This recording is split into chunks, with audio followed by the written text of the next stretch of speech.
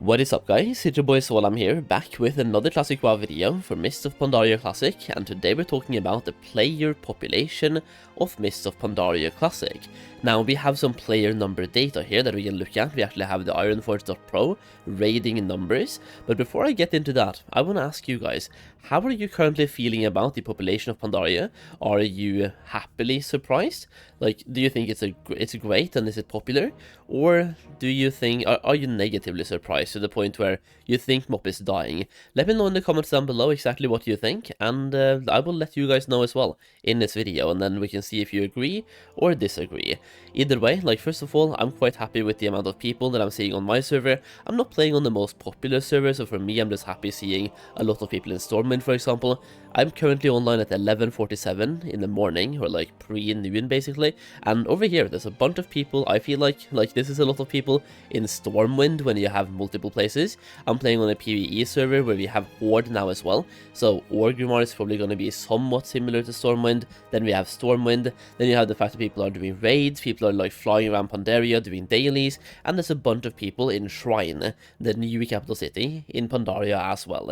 So I'm just quite happy about seeing people compared to at the end of Cataclysm.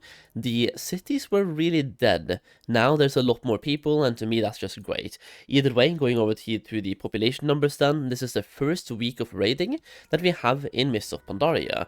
So here we can see the numbers, you can see the Alliance numbers and the Horde numbers, and at the moment I'm quite sad being Alliance because we are down, we are like 44.7%, and the Horde is 55.3%. So the Horde is like that 10% better at the moment when it comes to raids. There's more Horde raiding, and I mean, you can just look at the most popular servers. You have one Horde, then you have an Alliance, then you have a Horde again, then back to Alliance, Horde and Alliance, and usually the Horde ones beat the Alliance ones by quite a bit. So Gehennes has 19k, Farmo has 18.4, Fairlina has 16.5, Benediction is 13.1, Mancrick 12.5, and Pagel is 10.6. It's quite cool to see a PvE or two PvE servers being this popular in North America, because on EU, the PvE servers are really not this popular. I mean, you have this one, Aberdeen, French PvE, and that one is really popular, and then you have the German PvE one as well. But for the English PvE ones, like Mirage Raceways is number 1 with 4.5k, and then you have my server, Pyrewood, all the way down here with 3.6. But yeah, I'm quite happy about the population though, because compared to Mirage, we have 3.4k Alliance, and they have 3k. So looking at only the Alliance pop, Pyrewood is actually more popular than Mirage, but yeah, like either way. The servers are popping, they're really popular, but exactly how popular are they? If I click here now, you can compare Mists of Pandaria to every other expansion that we've had, including Vanilla as well. So going over to the chart here, I can drag this slightly to the right, but I mean, it's Vanilla values that are here anyway. So here you have Vanilla, and then over here you have Mists of Pandaria, and I think it's quite obvious to see like what's what here. You have the first batch here basically, this is Vanilla. And then TBC starts after this dip here, then you have TBC, until once again one crack in the line, and that's Wrath. And then you have Cataclysm over here, and then another crack in the line, then we have Mists of Pandaria. And like, yeah, this is like where the raids are happening. How popular is Mists of Pandaria? Well, this is week 1, you have to remember it's week 1, and some people are still leveling, even though like, the same thing happening in Cataclysm, some people still level, the same thing happens here as well. Week 2 is usually more popular, and then week 3 is more popular than that as well. Like week 1, 2, and 3, it just keeps going up. That is kind of the pattern we're seeing, going back to Vanilla, kept going up for a long time. TBC, week 1, only 75k or 71k, week 2, 157, then week 3. Either way, leveling in TBC took a long time, right? So comparing Mists of Pandaria to TBC is really bad, but it just proves my point that week 1 is not the peak. Week 2 usually goes up, and week 3 goes up even more. And just comparing it to Cataclysm, the arguably most fair comparison we can do here, week 1 had 200,000. Week 2 had 298, almost a 50% gain, and then week 3 had about 316, and then it kept going down every single week since.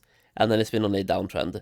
So I'm hoping Mists of Pandaria does not have the same downtrend here after the 4th week, because basically Cataclysm week 1, week 2, and week 3, they all grew every single week.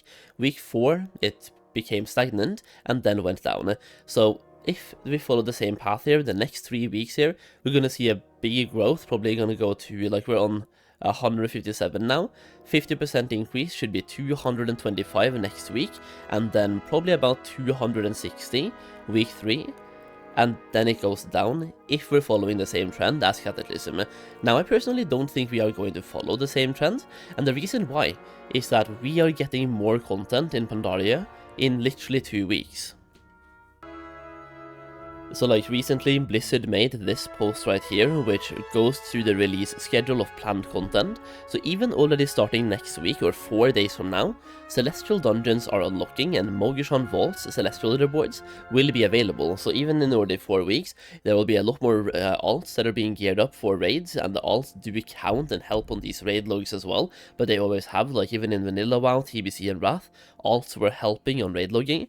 And August 21st, in 2 weeks from now basically, Heart of Fear raid becomes available. So in 2 weeks, that is roughly when the raid logs should be coming stagnant, we get more content, more raiding content. And then 2 weeks after that, on September 4th, Terrace of Endless Springs becomes available as well. So in Pandaria, instead of giving us all the raids at once, like Cataclysm did, they spread it out more and basically feeds you content. Because the thing is, right now, the only raid we have to be excited about is Mogishan Vault, and MSV is a pretty okay raid. It is definitely not my favorite raid, and if anything, it's my least favorite in Pandaria, but the mechanics are cool, and like the flanking mechanic is cool. I love Elegon, I think it's a cool fight, and the end boss is a little bit like, it's really easy on normal, then it gets really difficult on heroic, because instead of killing the ants, you're now rooting them, gripping them, and CCing them, right? It requires a lot of crowd control, and a lot of teamwork, and just knowing what to do and when to do it. So, to me, it's not the best raid, but it's kind of cool at the same time, and I've never really been a big fan of the first tier, really, in Pandaria. The best raids comes later. Throne of Thunder, be a great raid, one of the best of all time, and Siege as well, a really good raid. I would place them both in probably my top 10 raids of all time. I think Throne is even top 5. I don't think Siege is top 5 for me personally, but they're both definitely top 10. So taking this right here, back to the player numbers, I just don't think we're gonna see the same fall-off that we had in Cataclysm here, because we are getting more content, pretty steady as well. The thing is though, I think Phase 2, we're going to have a pretty big drop-off, and that is because in Phase 2 we are going to have the exact same raids, and the only real new thing we're getting, I think we're getting Brawler's Guild, right, in Phase 2, but we're also getting the whole Operation Shield Wall daily faction, right, which gives you a pretty good trinket for your class, but it's daily quests. The content that's being added that is, like, useful for your main is daily quests. There's no new raids, no new dungeons really, no new anything. So Phase 2 could be a really bad phase for the game itself, and then Phase 3 could be a really good phase for the game itself. I know even right now a lot of people are not raiding because they don't care about the first raids. The only raids they care about is Throne and Siege. Now the thing is though, I could say that about Cataclysm as well. There was a bunch of people that only wanted to raid Firelands, and then when Firelands came, it just did not show on the numbers. Looking at the population numbers here, the peak was in Phase 1. Week 3 was the peak. So even though people were excited for Firelands, like, Firelands didn't even come close to the peak of Week 3. So I'm really hoping Mists of Pandaria ends up being differently, but I will say, even looking at this number right now, I am very optimistic, and it makes me really happy to be playing. And just to give a quick comparison, because we do have a lot of people here that are playing different Classic WoW servers as well, or have been in the past. If we take a look at this is 157,000, and then consider that it's not even peaked yet. Week 3 is usually peak, and even judging by Cataclysm, if we stay around the same number, that means that we have about 8 weeks of Mists of Pandaria from today, being as popular as it is today, and then a gradual fall off, like if it goes the exact same way as Cataclysm did. Going over to Season of Discovery, a very loved game mode that I loved as well. Over here, during this entire time at level 60, when you see about 75,000 players playing, content creators and players were saying that this was the gift from God to mankind, and this was the best game of all time, and it was so popular. 75,000 raid logs, by the way, and it was so popular. It was like the most popular version of WoW ever, with 75,000 people raiding. Mists of Pandaria currently has double that. So I would say Mists of Pandaria is in a pretty okay state for being what it is.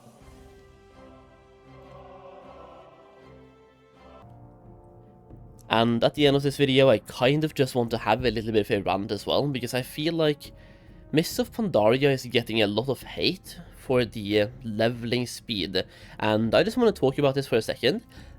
Even Zygor made a tweet being like, "Oh bro, give us a free level 90 boost, man," which he's a content creator living off of playing this game. If you can't be bothered to level to 90, then simply don't play. Like, it's really easy.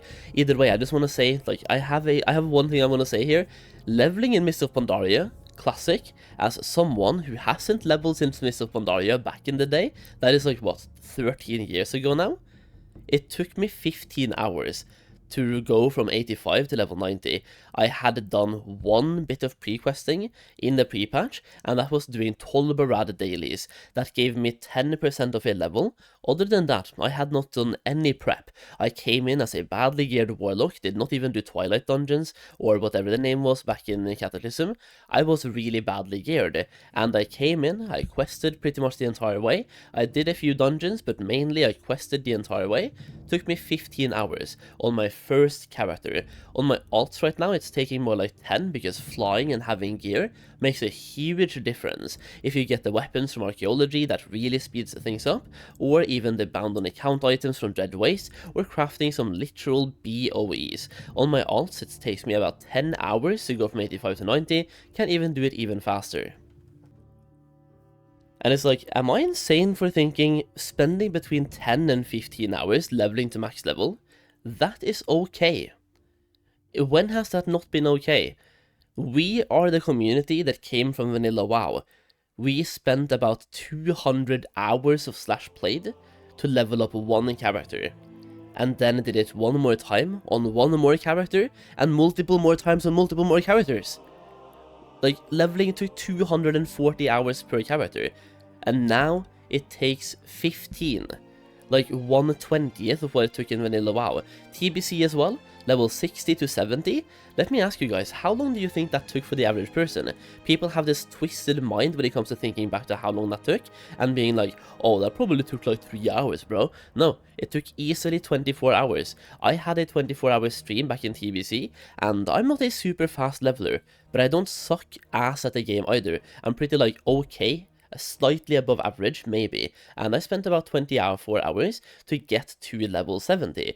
By doing that, I also did my attunement at the same time, of course, but either way, leveling took a long time, easily 15 hours or more for most people in the Burning Crusade Classic.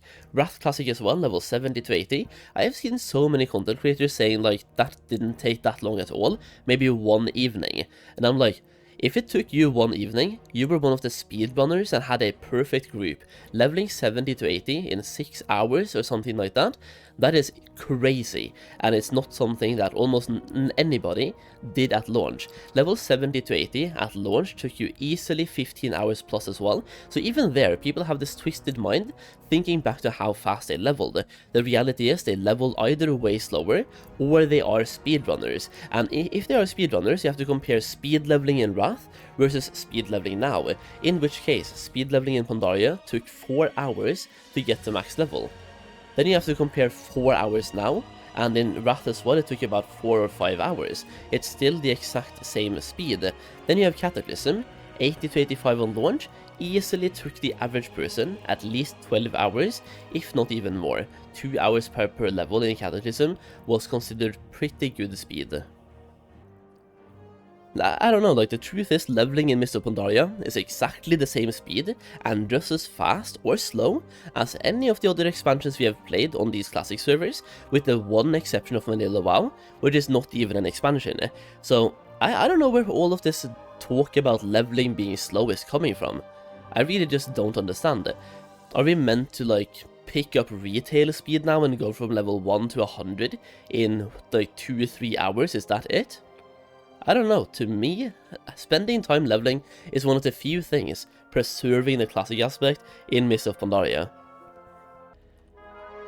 Either way, a slight leveling rant over, so let me know your thoughts on that as well in the comments down below. I would love to hear some takes on this, and call me stupid, that's fine.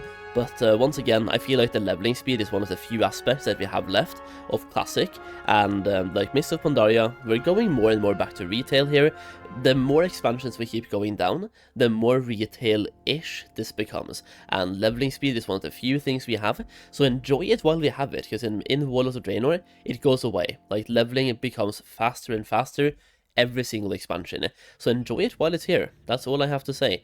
And it's one of those takes that Zygor had that I kind of just want to echo as well. We are never really going to have Mists of Pandaria Classic again, so enjoy it while you can, because if we get another Mists of Pandaria Classic, it is not going to be a fraction as popular as this one is. And you could say that about anything, but Classic WoW Vanilla WoW has been relaunched 5 times now. It's like we had Classic WoW, Season of Mastery, Season of Discovery, official hardcore servers, and then the anniversary servers as well. And it's been popular every single time. Mists of Pandaria Classic is going to be popular this one time. If you have any goals you want to do in Pandaria, this is that one chance you have to do it while, like, it's popular. If it gets relaunched one more time, it's probably going to flop before it even, like, launches. So, yeah. Either way, if you enjoyed the video, let me know in the comments down below, leave your thoughts in the comments, leave a like on the video if you enjoyed the video, and subscribe for more content. I also just want to shout out real quick here, I have a gold making guide for Mists of Pandaria, where you also get early access to gold making videos, you get exclusive videos, and just a bunch of ways to help you make gold in Pandaria. So check it out through the link down below, and use the code Solheim to get the guide for the half price. Use code Solheim, get the guide half price, get rich in Pandaria, and I'll see you over there, okay? Peace out, bye bye.